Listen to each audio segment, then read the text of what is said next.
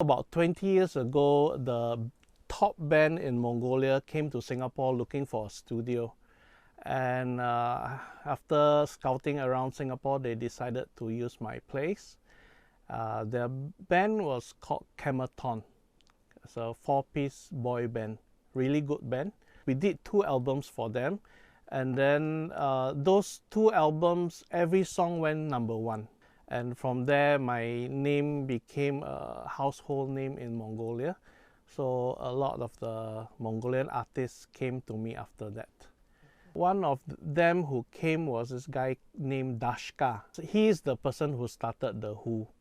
It was his idea that, you know, they will get this group of Mongolians who can do throat singing and their ethnic instruments, and then they infuse that into rock music. The first album was supposed to be recorded in Singapore, but they didn't have budget, so they ended up doing it back in Mongolia.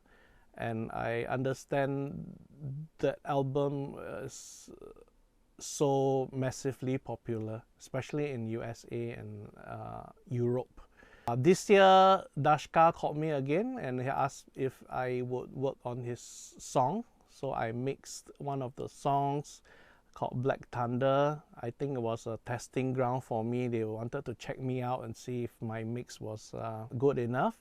So after I sent that first mix, he was very impressed, and his band also, they liked it very much. And he told me, okay, all 27 songs are for you to mix.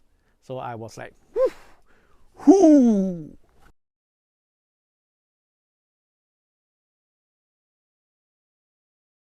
I worked on this album with Arun Shenoy. It's called Rumbadoodle.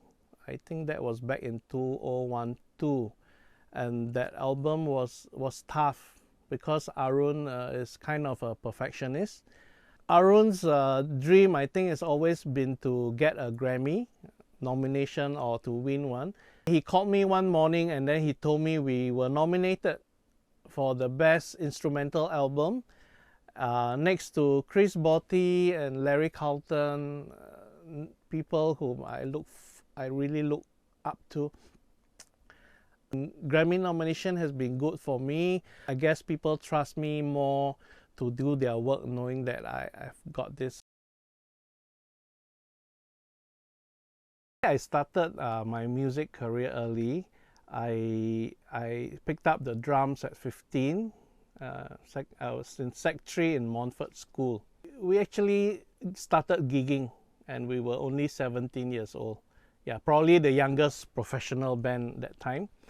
Yeah, I did that live music thing, playing in pubs here and there for about 10 years. And then I realized that this music scene wasn't for me. So I decided to open a studio. It was called Mix Music Studios. And that's where I opened the jam studio, and I decided that maybe one of the rooms can be recording also. So that's where I learned most of my skills, and I realized that I'm pretty good at it and I can make a living out of that.